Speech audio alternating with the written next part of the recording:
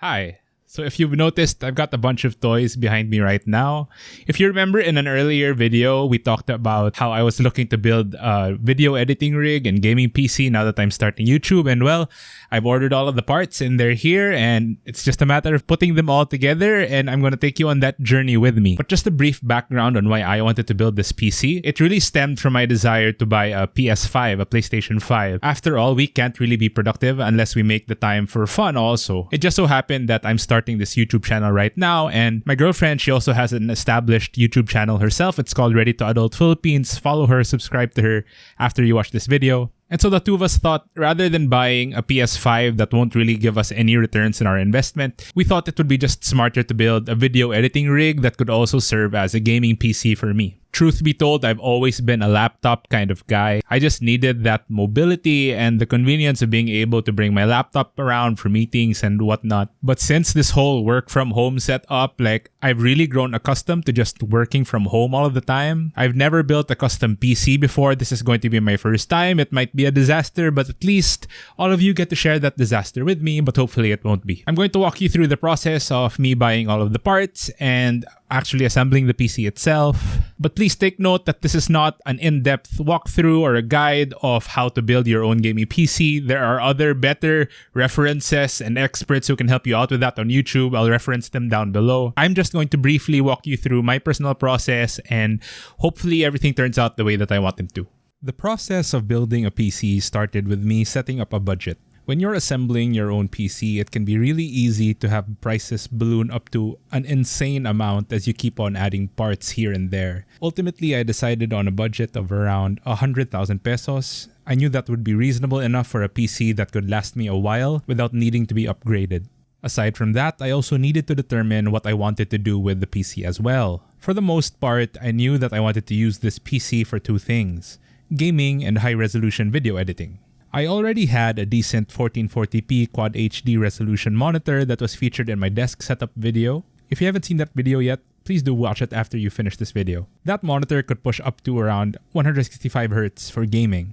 So I knew I needed PC parts that would be able to support Quad HD gaming at a reasonable frame rate. Of course, the primary reason for building this PC was for YouTube as well. The next step was watching literally dozens of build tutorials on YouTube. I'll link you down below to some of the best ones that I've seen in case you're interested in building your own PC. Essentially, by watching these videos, I was picking up some tips and best practices from more experienced people, which I badly needed. Again, I'm a beginner and this is my first time. One of the most important tools that I used to build my PC was a website called PC Part Picker. Essentially, the site allows you to input specific PC parts and see whether they would be compatible with one another or not. The last thing that you would want would be to buy a bunch of expensive PC parts only to find out that they don't work together after all when they arrive. From there, I was able to create a game plan for my build, and it was just a matter of shopping for the actual parts, waiting for them to arrive, and just putting them all together. First, we have the CPU. I got the AMD Ryzen 7 5800X. The CPU functions as the brain of the entire PC. It's what is responsible for processing all of the commands that you give to the computer. I know some older generation Ryzen series processors come with its own stock cooler, but this one doesn't. I decided to get a dedicated AIO cooler for the PC, but more on that later. For my motherboard, I have the Asus ROG Strix B550F motherboard. Whew. That was a mouthful. Asus is known to be the best motherboard manufacturer on the market. If the CPU functions as the brain of the PC, then the motherboard functions as the entire nervous system. It's what transmits the commands from the CPU towards the other parts of the PC. I like this motherboard because it has a dedicated AIO pump header, an addressable RGB header, and a bunch of other fan and RGB headers. It also comes equipped with Wi-Fi 6 and Bluetooth 5.1, which were non-negotiables for me when choosing a motherboard. To install the CPU, just lift the lever up, situate the CPU on the motherboard by allowing the pins of the CPU to just effortlessly fall into place. Don't force it down. Be mindful of the golden indicator arrow on the CPU and make sure that it aligns with the one on the motherboard. Pull the lever down to lock the CPU back into place. For my RAM sticks, I got the Team Group T-Force Dark ZA 32GB RAM 3200MHz. These names are just a mouthful. Think of RAM or random access memory as your computer's short-term memory. It's essentially where all your computer's necessary data and files go in order to process immediate tasks. This is why RAM is so important for processes that require multitasking when it comes to data such as gaming and video editing. Essentially, the more RAM you have, the more tasks your computer will be able to process at once. To insert the RAM into your motherboard, make sure that you read the instruction manual that comes with your specific motherboard, as the process can vary between different models and brands. In my case, I'm supposed to clip the RAM into these two specific slots on the motherboard in order to maximize the dual channel feature of having two RAM sticks instead of one. You can put the RAM into the motherboard by merely lifting the tabs and gently pushing on both sides until it locks into place. For my SSD, I have the Samsung 970 EVO Plus. I won't go much into detail why SSDs are now the industry standard. If you want to learn why SSDs are better than the traditional hard drive, check the description for a short video explaining the difference between the two. To insert the SSD into the motherboard, I just have to find the proper slot as instructed by the motherboard's manual. Unscrew the heatsink, which is responsible for making sure that the SSD doesn't overheat. I made the rookie's mistake here of not having the proper tools and screwdrivers with me, so I had to make use of my Swiss knife, which wasn't really good at doing the job. Slide the SSD card into the proper slot and screw the heatsink into place. Make sure to remove the sticker if it's present on your motherboard. Obviously, the PC case is your computer's home. It's where all of your parts go to. When I was choosing my PC, my number one priority was airflow because I didn't want any of my expensive PC parts overheating. Based on reviews online, I've found that the LAN-Cool 2 mesh was the best option for me that still fell within my budget. It's a nice case that promotes good airflow and plenty of possible placements for additional fans. It comes with addressable RGB and a couple of USB ports. There are many different approaches to what you can do for the next step of the build, but I've decided to just secure the motherboard against the case. But before doing that, make sure that you disassemble the case and organize all the accompanying screws, cables. Some people like to do this step before anything else when building a PC, but just do whatever works for you. Again, how you do this can vary depending on the size of your motherboard and the layout of your case, but make sure that you read the instruction manuals before doing anything. When choosing your power supply, you want to go for a PSU with an allowance of at least 100 watts from the power that your PC requires. You can compute your computer's power requirements on PC Part Picker, which I've linked down below. Also, ideally, you go for a power supply that has an 80+ certification to ensure that smooth flow of power. Also, try to go for a power supply that's fully modular. This means that the cables don't come pre-attached to the unit and you're free to only use the ones that you actually need. This will make cable management a lot easier and more organized. Again, consult your manual on which particular cables to use and which parts of the motherboard that they plug into. Slide the power supply unit or PSU into place and screw it into the case. Once the PSU is in place, it's time to connect all the necessary cables to the motherboard. This is just so it won't be difficult for us to connect cables later when the CPU cooler radiator is in the way. To reiterate, one of my priorities when designing my PC was in making sure that it was properly cooled and promoted good airflow. I already have 3 intake fans that come with the LAN-Cool 2 mesh case that are bringing cold air into the PC, but I also needed a few fans here at the back to push out the warm air that's accumulated within the PC. For my exhaust fans, I've decided to go with Cooler Master's 120mm fans, with one of them serving as my CPU's AIO cooler as well. I won't go into detail as to how an AIO cooler is better for CPU cooling than a traditional air cooler. I'll leave a link in the description to a video that can teach you more about it. My AIO cooler is the Cooler Master Master Liquid ML120L AIO. Again, there are many debates online on the proper way of applying thermal paste, but a lot of people seem to say that applying a pea-size amount should offer good coverage. Once the CPU cooler is firmly in place, I have to apply the exhaust fan and the radiator. You can technically apply this anywhere on your case, but I've decided to mount it towards the top.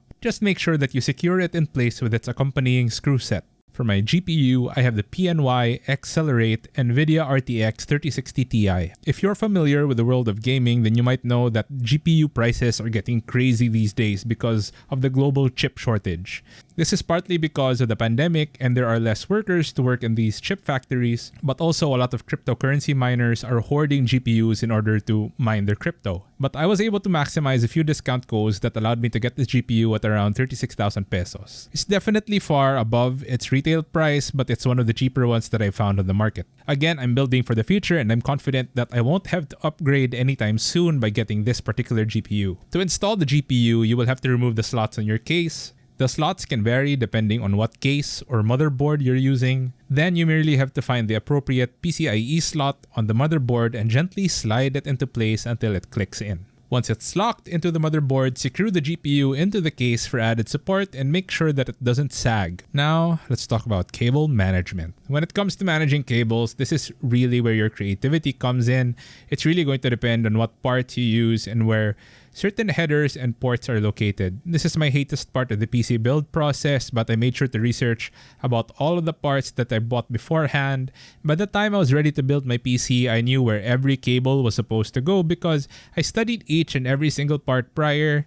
But despite all my preparations and research, I still found this part to be incredibly frustrating. Okay, so I've just turned on the power supply and the motherboard is on. That's a good sign. Now it's time to see, and it turned on. Fans are spinning. RGB lights are off. There is a problem.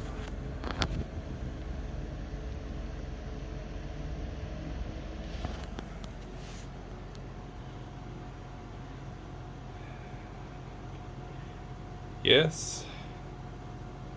No keyboard detected.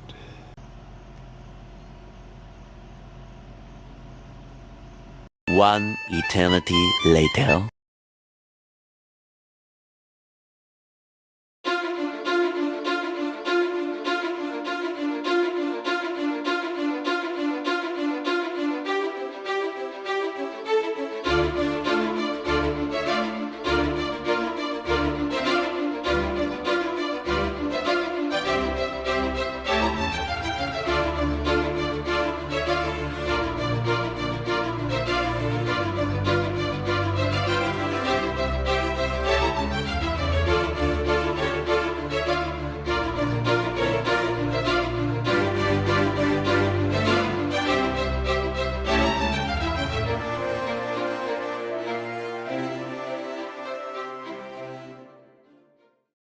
Okay, so I've been using the PC for around a couple of weeks now. I didn't want to bore you with all the installation of the Windows and the drivers and all of that, but there is one thing that I have to come clean to you about. I ended up having to replace my AIO, which is the CPU cooler, because I noticed that my CPU was running a little hot. And apparently this is something that's common with the new Ryzen 7 5000 series CPUs. They tend to run a little hotter. So I had to upgrade my AIO from 1 fans to 2 fans, which is what I've installed already now. As far as performance is concerned, the PC is just amazing. I've edited all of my YouTube videos that I've uploaded so far with this PC. For the 2 that I've edited so far, they're roughly around 14 to 15 minutes long, and it only takes 3 minutes to render in 4K resolution. It's amazing. And as far as gaming is concerned, it consistently pushes around above 100 FPS at 1440p. I can't ask for more. So yeah, that does it for this video. I hope that you were able to learn from me despite the fact that I was also learning in the whole process. I hope that this PC will serve me well over the next few years. And if you're interested in purchasing any of the PC parts for yourself, I'm going to link all of them down in the description box below. So yeah, again, that about just does it for this video. I thank you all for watching. If you enjoyed this video, please do like it. It really helps a channel like mine, which is new and I'm still struggling to reach wider audiences. Also, please do subscribe and help me grow my following. It really means a lot to me. I'll be coming out with more tech content just like this in the future, and your support would be really helpful. So yeah, I'll see you guys around again soon.